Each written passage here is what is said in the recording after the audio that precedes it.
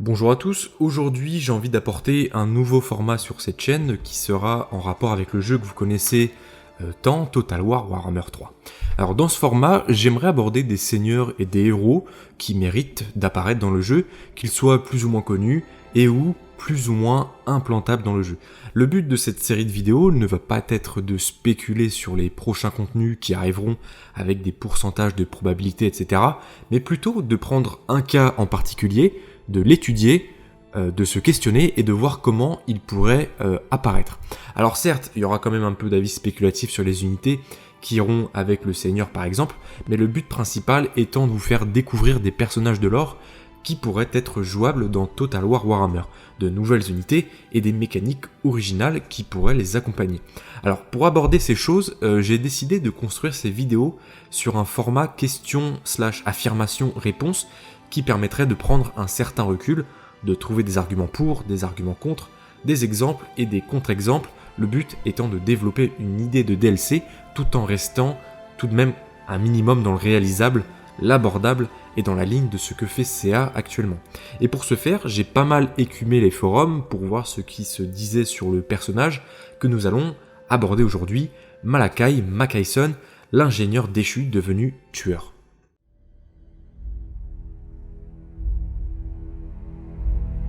Do not test me, Necromancer. Yours is an art I have dominated centuries ago. You have nothing I need.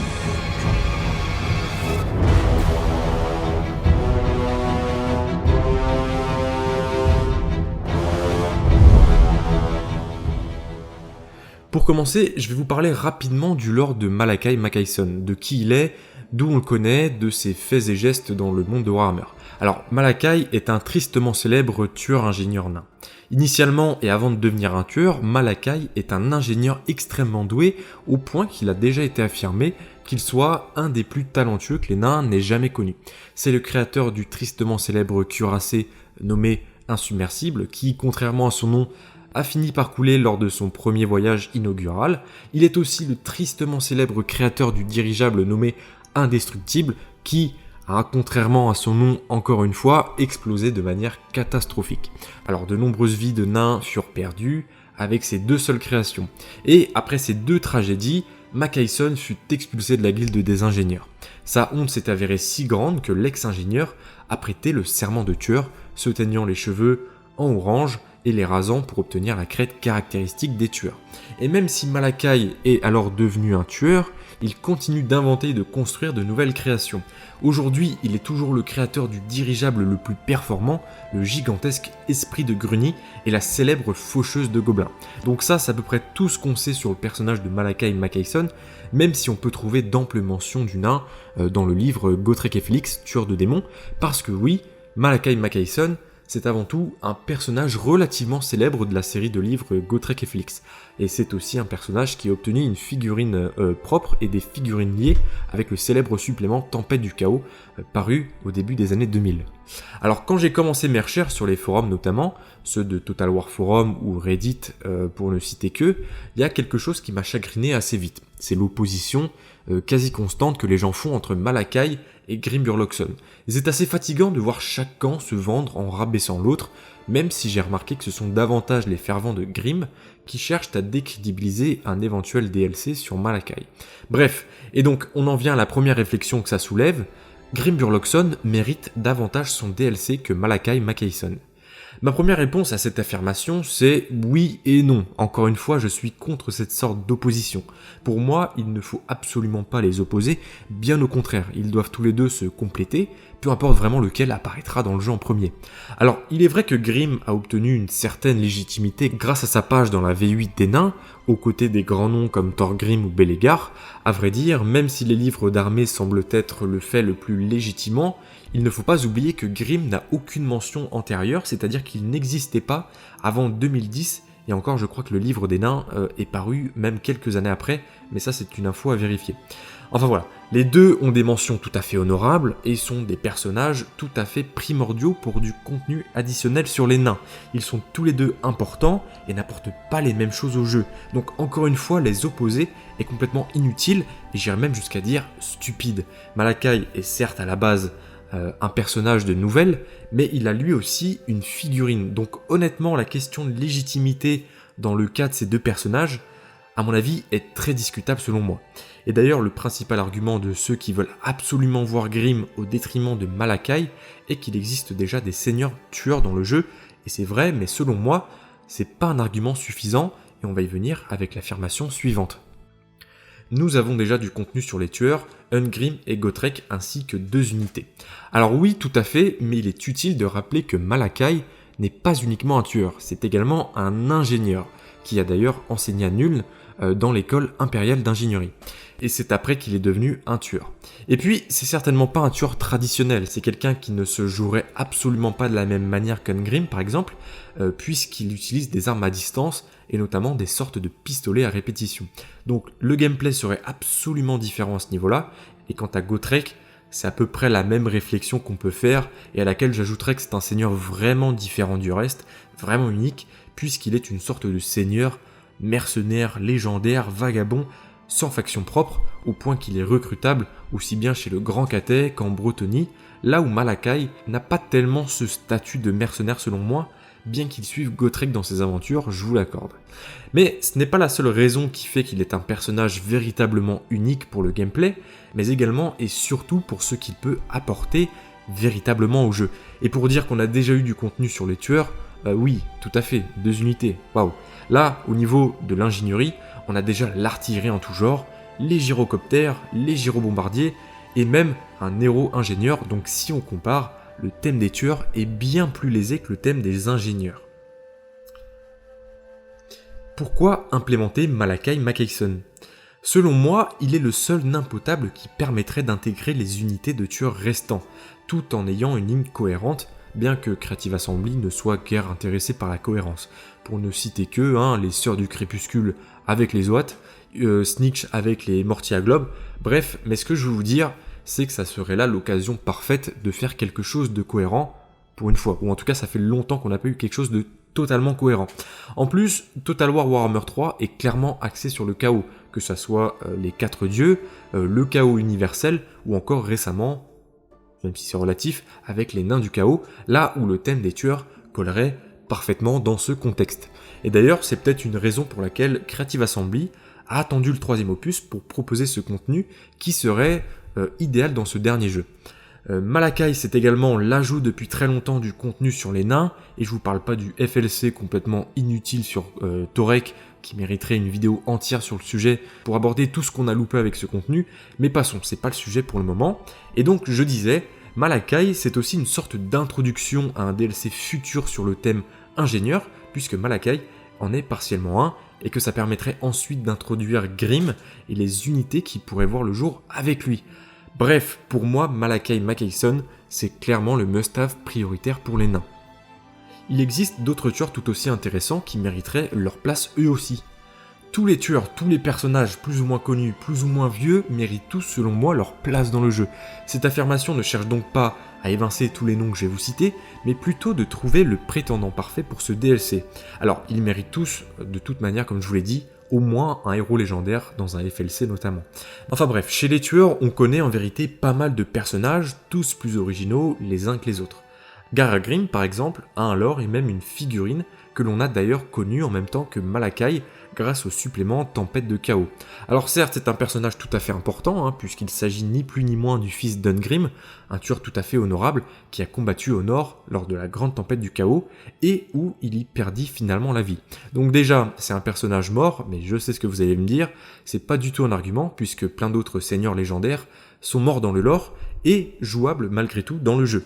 Mais mon avis passe d'une certaine manière outre sa mort, puisque je le considère tout simplement inutile dans ce genre de contenu additionnel, puisqu'il serait sans doute ni plus ni moins que le doublon de son père Ungrim. À la limite, en tant que héros légendaire recrutable par Ungrim, ça peut être super sympa cependant.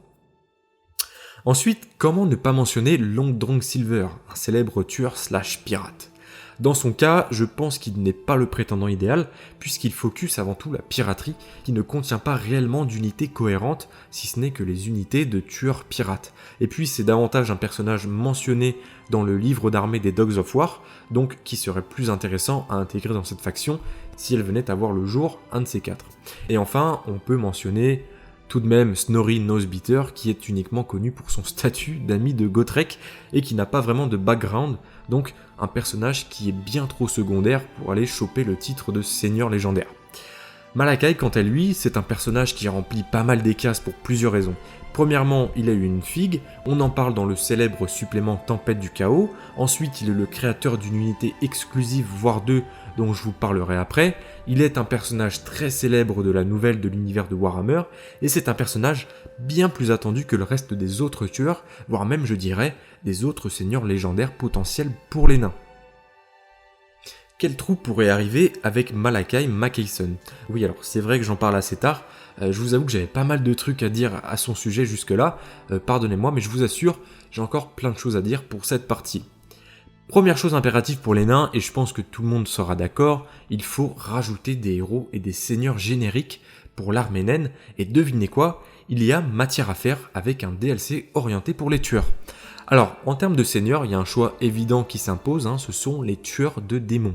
Alors eux, ils sont tout en haut de l'échelle des tueurs. On dit que dans chaque génération, il y a un ou deux tueurs qui ne semblent pas trouver la mort dont ils rêvent, c'est-à-dire mourir au combat, tués par les créatures qu'ils cherchent à éliminer tout le long de leur vie.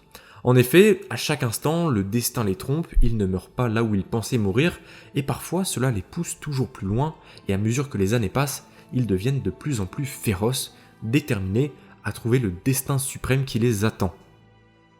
Alors quand ni les trolls, ni les géants, ni les dragons ne parviennent à abattre un tueur, celui-ci affronte les ennemis les plus puissants de tous, j'ai cité les démons du chaos. Et les tueurs de démons sont des individus particulièrement effrayants. Au mieux, ils sont à peine sains d'esprit parce qu'en fait, la honte de leur survie pèse toujours de plus en plus sur leurs pensées, mais il ne faut pas oublier non plus qu'ils font également partie des plus grands guerriers que le vieux monde ait jamais connus. Dans les règles du supplément Tempête du Chaos, on n'apprend pas grand chose à part que le tueur de démons peut exister avec la variante arme double ou bien avec celle arme lourde. Et en plus, on sait qu'il est indémoralisable évidemment. Les nains qui survivent à leur carrière de tueurs, puis de tueurs de trolls et enfin de tueurs de géants, sont convaincus que leur disgrâce est si terrible que les dieux ancestraux leur ont refusé une mort honorable. Alors du coup, ils s'engagent dans un rituel qui implique des scarifications qu'ils s'infligent eux-mêmes. Et en plus d'exprimer le sentiment croissant du dégoût de soi du tueur, le rituel de cicatrice symbolise le dévouement à poursuivre les exploits mythiques de Grimnir. Et grâce à ce rituel, ils deviennent des tueurs de dragons.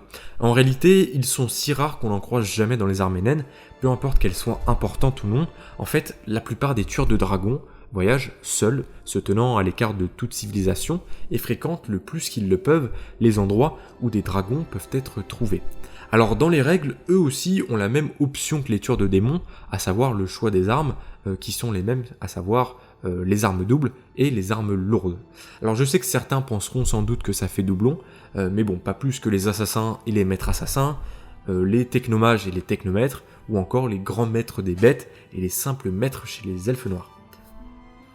Alors je sais pas s'il y a une traduction française pour les Doomseekers, mais ça devrait se traduire par les tueurs maudits, ou alors les chercheurs de la mort, ou un truc dans le genre, mais bref, c'est une unité très intéressante dont la venue dans le jeu ne serait pas pour vous déplaire. Bref, ces nains-là sont considérés comme complètement fous, et ce, même selon les standards des tueurs.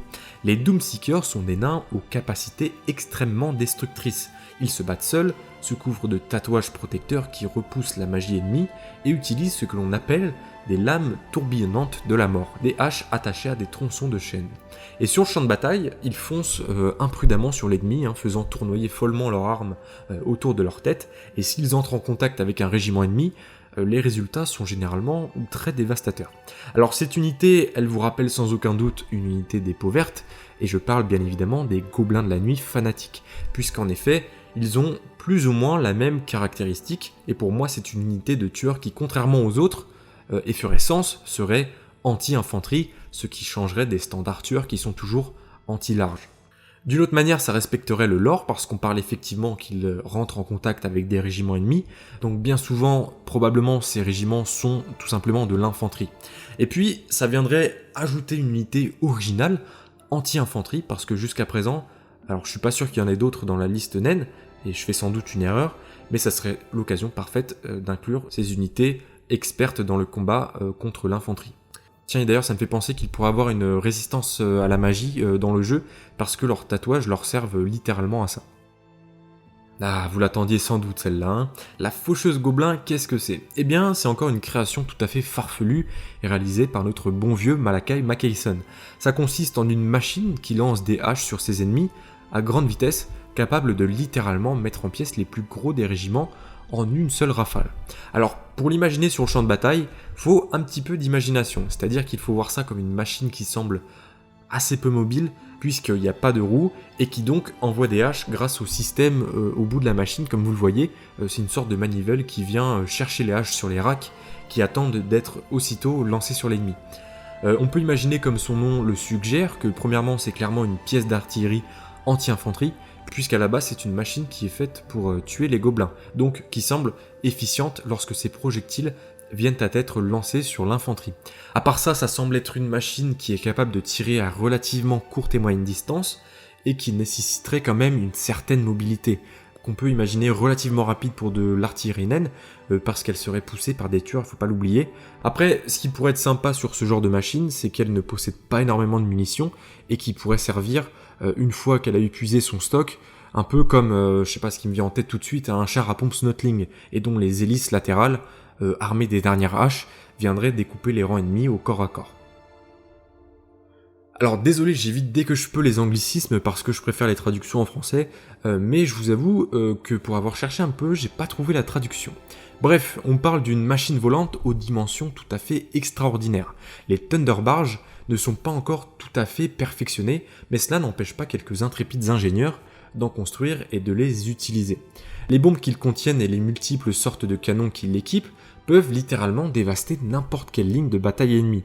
Et heureusement pour les ennemis des nains, peu de Thunderbarges ont été construites et il est difficile de trouver des ingénieurs suffisamment fous pour piloter des engins aussi dangereux et aussi peu fiables. Sauf, attention, vous n'êtes pas prêts, Malakai Makayson évidemment. Alors, l'esprit de Gruni, c'est le nom qu'il a donné à son propre dirigeable, et comme je l'ai dit au début, celui-là est encore utilisable, il est fonctionnel, et il n'a encore tué personne comme l'indestructible qu'il créa avant celui-ci.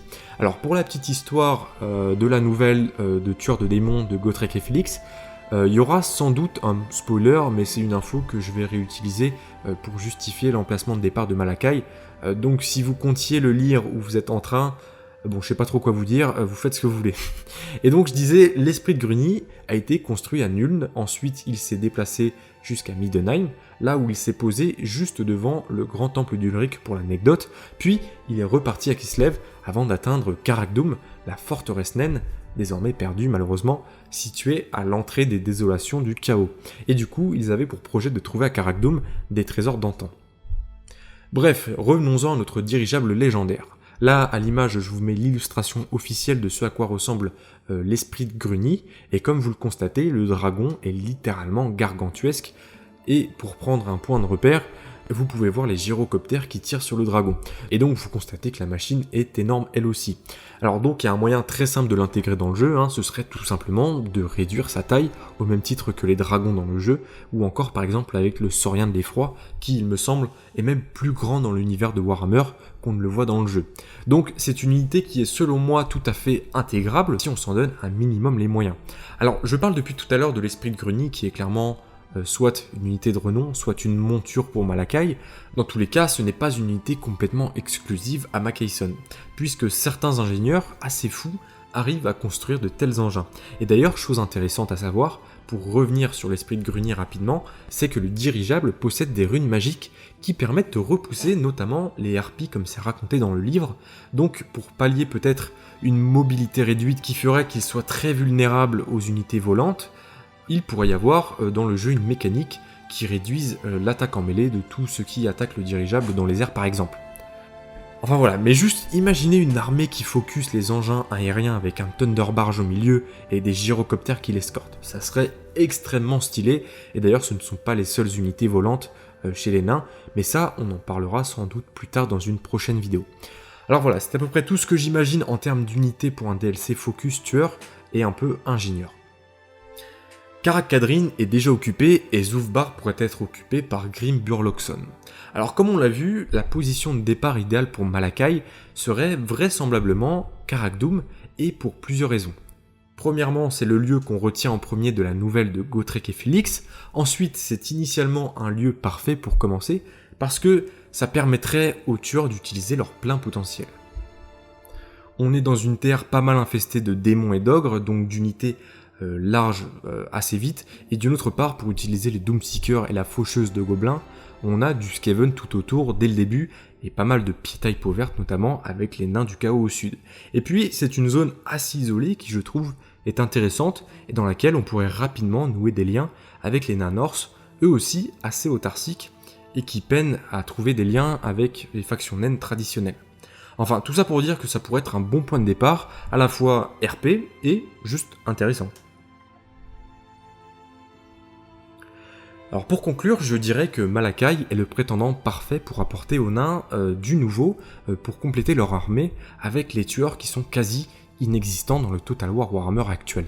Alors que c'est un aspect de la vie naine très populaire et très connu dans le lore. Donc faire l'impasse sur les nains serait carrément dommage, en plus d'être un affront direct aux nains, et qui mériterait sa ligne dans le livre des rancunes. Il y a juste un petit truc qui me fait peur et que je rajoute à la fin, mais dans ce trajet pour aller à Karak Dûm, il y avait donc Malakai évidemment, mais également Gotrek et Felix, et enfin Ulrika Magdova. Est-ce que vous voyez où je veux en venir? Ulrika a été inclus en tant que héros légendaire dans le jeu, et j'ai peur que Malakai subisse le même sort, parce que dans tous les cas, à mon avis, c'est obligé qu'il soit intégré au jeu tôt ou tard, même si je ne souhaite pas que cela soit fait de cette manière. Et si c'est le cas, c'est dommage, parce que je vous le dis d'avance, on va s'asseoir sur pas mal d'unités, qu'elles soient de chez les tueurs ou les ingénieurs. Enfin bref, je crois que j'ai bien fait le tour de la question. Alors si vous avez d'autres suggestions, d'autres réflexions, n'hésitez pas à m'en faire part. Pour la prochaine vidéo de ce type, j'aimerais parler du prochain DLC, à savoir Thrones of Decay, qui présentera 3 seigneurs légendaires, donc un de l'Empire, un de chez Nurgle et enfin un de chez les nains, je vous le rappelle. Bon alors il n'y aura pas de spoiler pour les nains, parce que vous savez sans doute à qui je pense, n'est-ce pas? Du coup j'aimerais savoir ce que vous en pensez, qui vous verriez arriver, pourquoi, avec quelle mécanique, quelles unités, pourquoi un tel et pas un autre, ou en tout cas tout ce qui peut être utile pour la réalisation de cette vidéo, et qui me permettrait de développer, contre-argumenter certains de vos points de vue, que j'intégrerai à la vidéo, et pour faire quelque chose de construit à la fin, et d'une certaine manière quelque chose d'assez interactif entre vous et moi. Sur ce, je vous laisse, n'hésitez pas à faire un tour sur la boutique pour découvrir les super figurines que je propose, et après cette vidéo, je ne peux que vous suggérer le coffret personnalisable des tueurs de Kadrin que vous retrouverez sur mon site et dans lequel vous pourrez choisir vos héros, qu'ils soient masculins ou féminins, et dans tous les cas fournis avec leur magnifique socle scénique. Allez au moins voir combien ça coûte, je suis sûr que vous ne serez pas déçus du voyage.